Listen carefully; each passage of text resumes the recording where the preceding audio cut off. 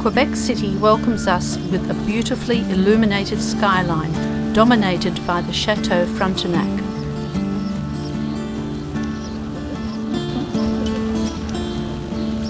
Unfortunately, it starts raining the next day and sightseeing has to be done carrying an umbrella. The crown jewel of the province of Quebec is also the capital. The picturesque old town has been UNESCO Heritage listed since 1985. Many battles were fought over this place and it changed hands several times between the French, British and Americans. Finally, in 1840, the province of Canada was founded and its independence assured. In the church Notre-Dame des Victoires, there hangs a miniature replica of a vessel which carried French troops to the colony.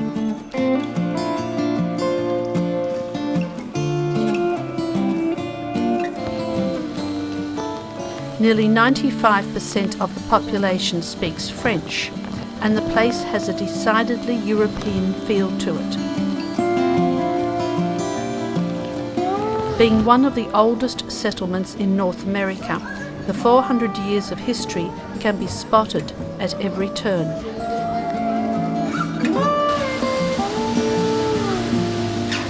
Narrow streets lined with historic buildings will charm even the most discerning visitor.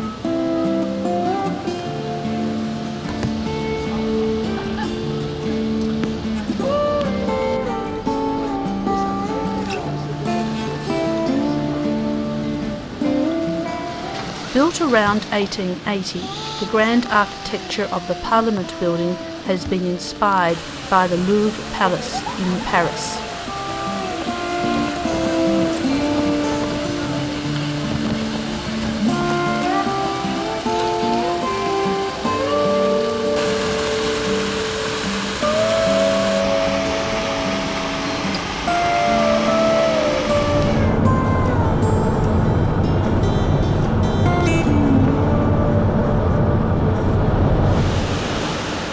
Grand Falls is at its most spectacular in spring after the snow has melted. In summer, much of the water is diverted for generating hydroelectricity. Measuring 391 metres, Heartland Bridge is the longest covered timber bridge in the world.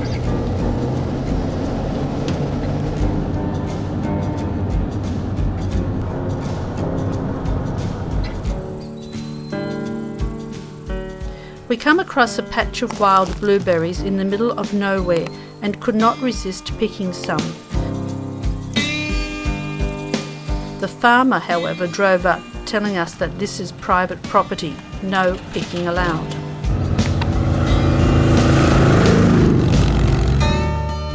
Typical old Canadian barns painted in rich hues stand out in the lush landscape. Skunks are the farmer's friend since they devour a lot of rodents and insects. They can be found throughout the southern part of Canada, but being nocturnal are seldom seen.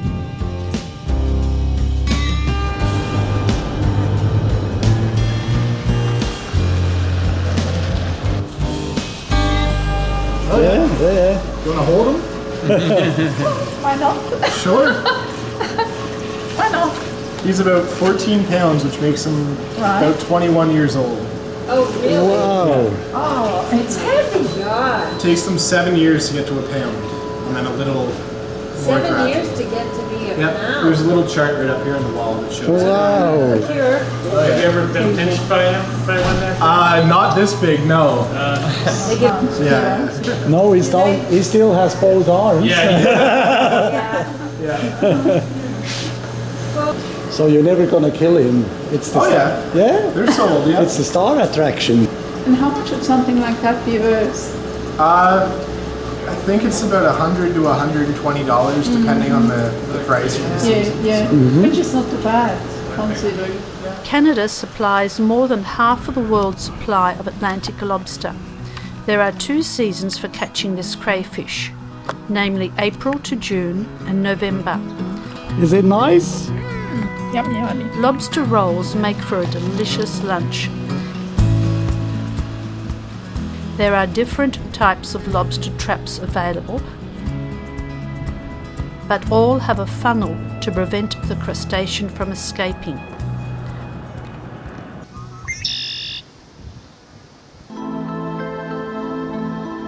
At high tide, the flower pot formations at Hopewell Cape seem like any other island in the bay. Tides of 16 metres and their effect are a predominant regional characteristic in the Bay of Fundy. Whirlpools are formed as the water starts to recede.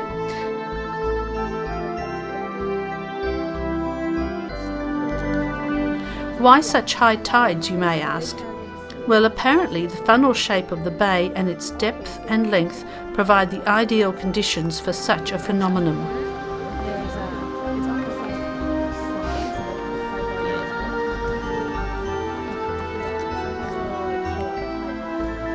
6 hours later, we can walk on the ocean floor and admire the tall flower pots from below. The effect of the tides shaped the cliffs and sea stacks into dramatic formations.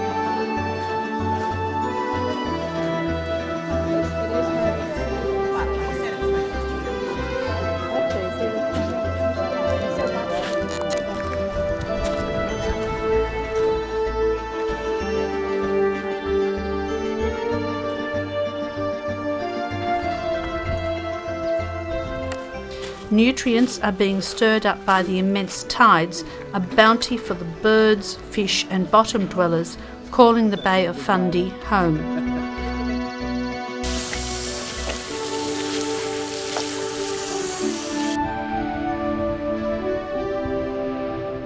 Timing is of the essence for the fishermen in the region. Miss high tide and getting away is out of the question.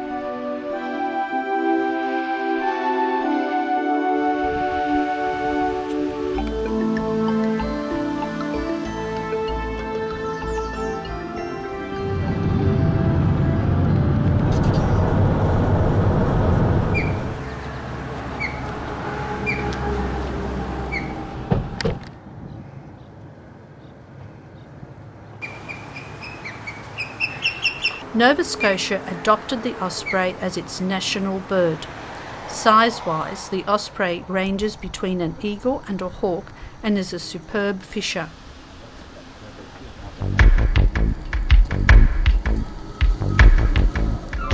Annapolis Tidal Power Station is a government pilot project designed to explore harnessing energy from the sea.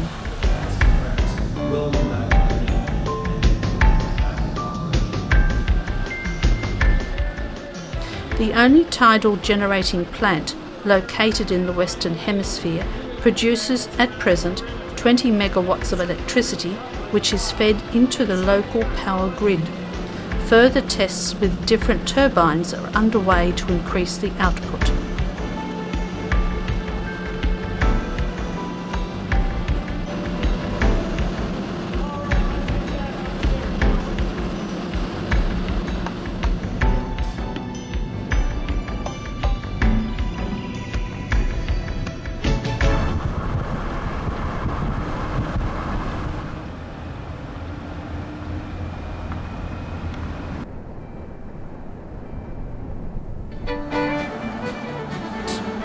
During the summer months, pretty little St Andrews teems with holiday makers eager to do some souvenir hunting.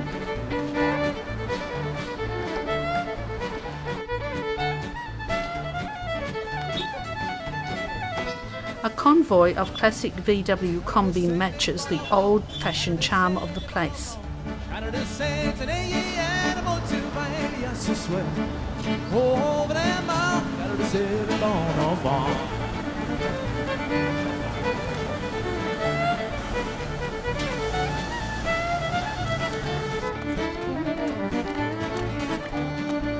The town sits on a peninsula reaching into the Bay of Fundy, very close to the US border.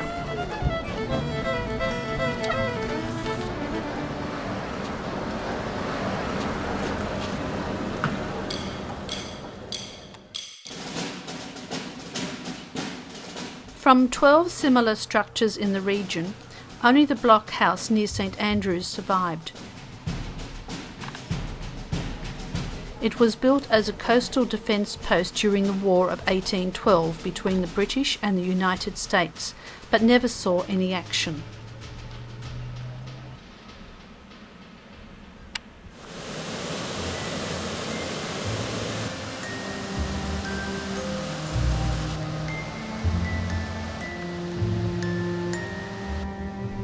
Fog is notorious at this time of the year, and overall the weather is very changeable in the Atlantic provinces. A quirky feature of St John is the pedestrian crossings with bird sounds. Lovely parks and well-preserved 19th century architecture are some of the characteristics of this place.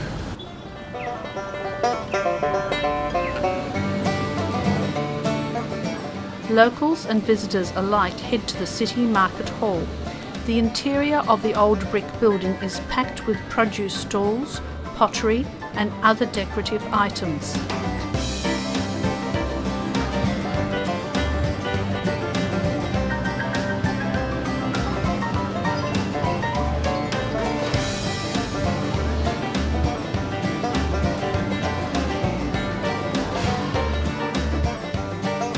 A large variety of delectable prepared meals entice our senses.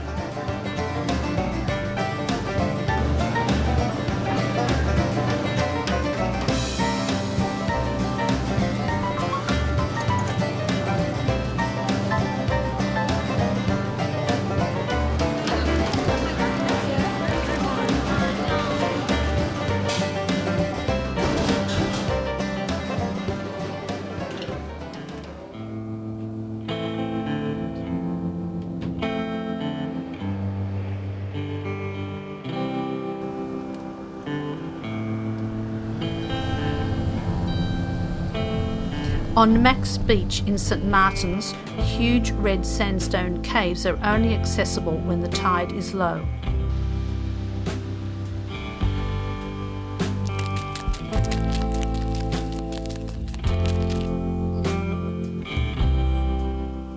The Pepper Pot Lighthouse had to be moved inland several times due to the erosion of the shore.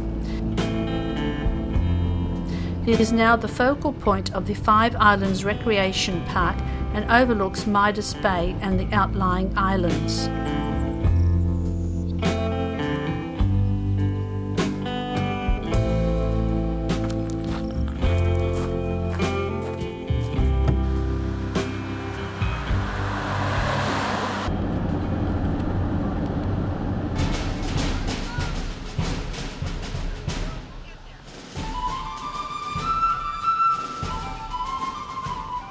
Fort Anne Historic Site preserves the remains of a French fort constructed in 1635.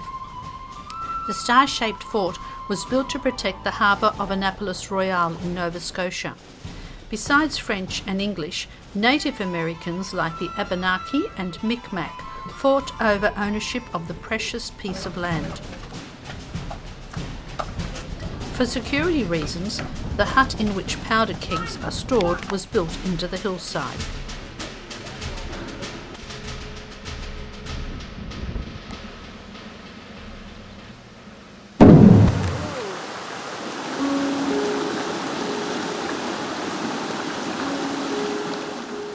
Running water comes free of charge next to our overnight campsite.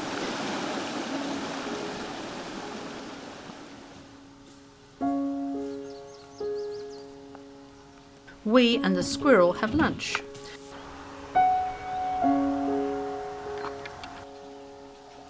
The perfume of an abundance of wild roses permeates the air.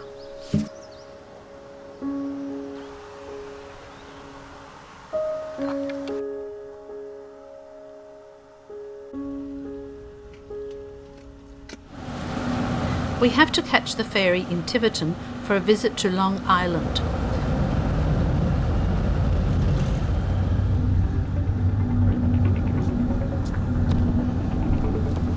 Descending over 200 steps, we reach the site of the precariously balancing basalt column. One wonders how it remains standing.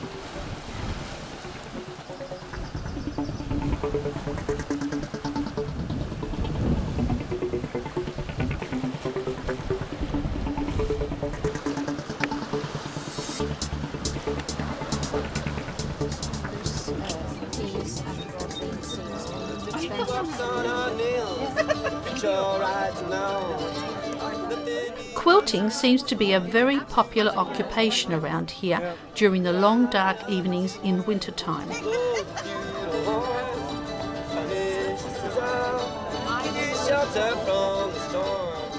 While staying in Liverpool in Nova Scotia, we take the opportunity to stroll through another market.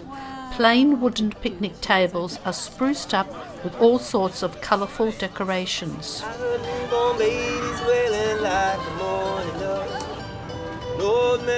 Our musician contributes to the lively atmosphere, singing his little heart out.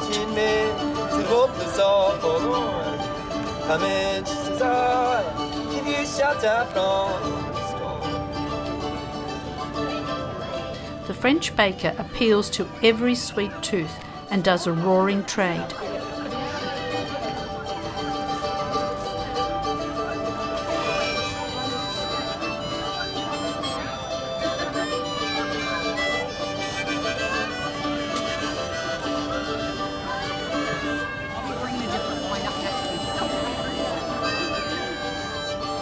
Nautical paraphernalia can be found even amongst the flowers in a front yard.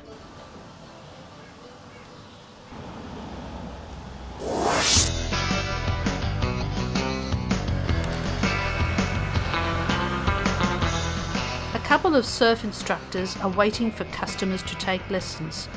The surfing season here starts only in August, but some intrepid locals tackle 2 small waves anyway. On the 2nd of September 1998, Swiss Air Flight 111 crashed in St Margaret's Bay with the loss of all on board.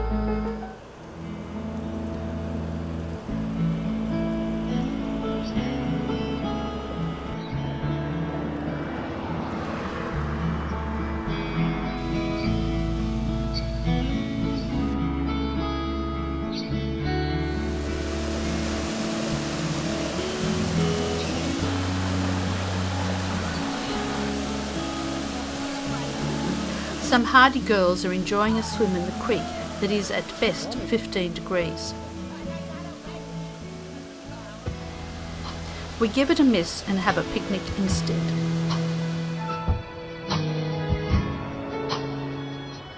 Quaint fishing villages are scattered along the picturesque Lighthouse Route.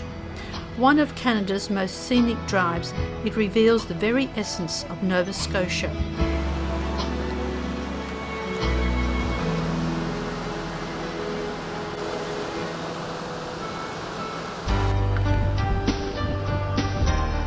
Due to the industrialisation, even in the fisheries industry, many villages have been abandoned and the boats are pulled ashore to lie idle.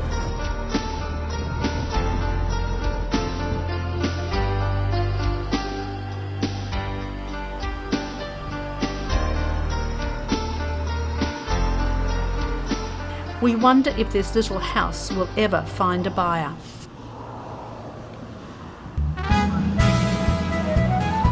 Lunenburg was first settled in 1753 by predominantly German and Swiss Protestants. During the 1900s, people turned more to the sea for their livelihood, and the town became well known as a centre for fishing and shipbuilding.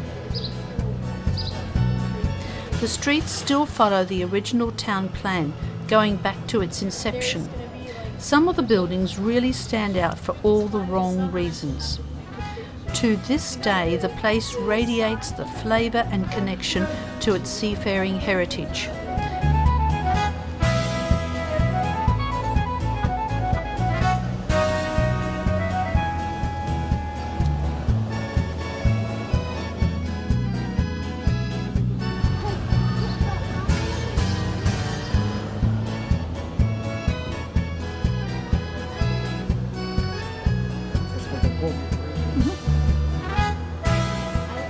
Most houses in town are wooden structures, including the striking St. John the Baptist Church.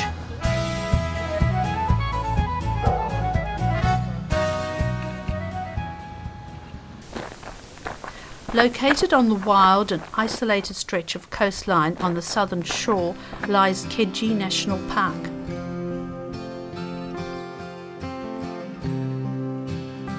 The sundew, a carnivorous plant, attracts its prey by a sticky substance on the leaves.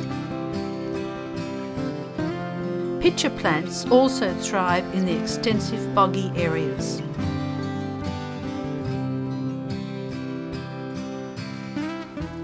Lupins in a multitude of colours are dotted throughout the landscape, attracting bees.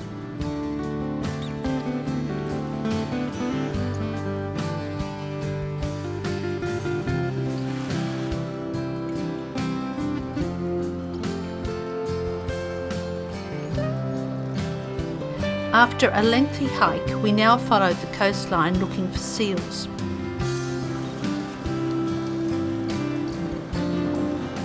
We are lucky and spot some on the outlying islands.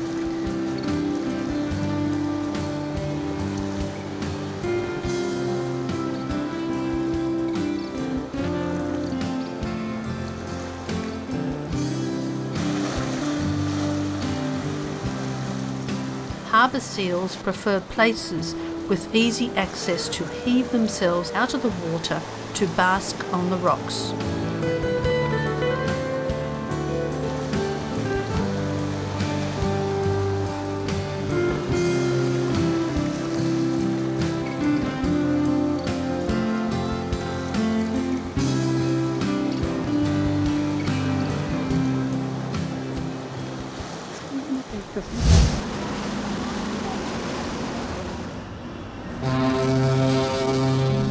In 1912, 3 ships were sent from Halifax following a distress call from the unsinkable Titanic. Today we catch the ferry across the very same harbour to visit the seaport. Oh, there he is!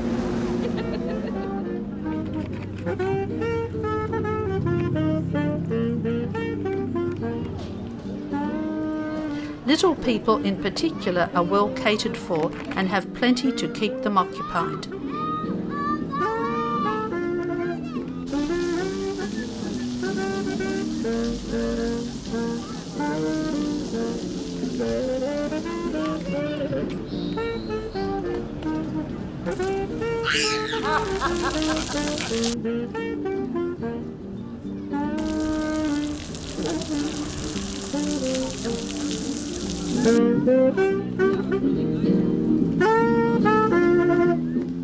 Tourists and locals alike are out and about enjoying themselves and the beautiful weather.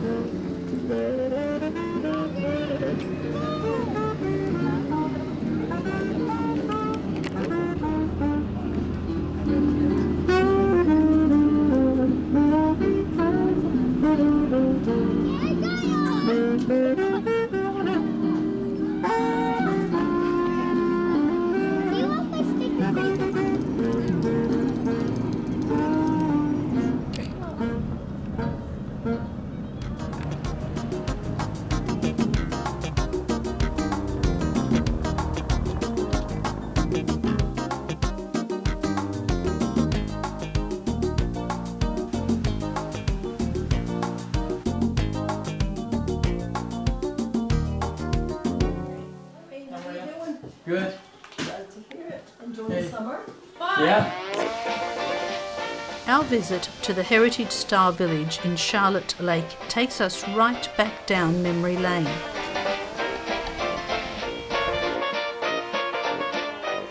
The Living History Museum recreates coastal rural life in the 1940s and during and after World War II.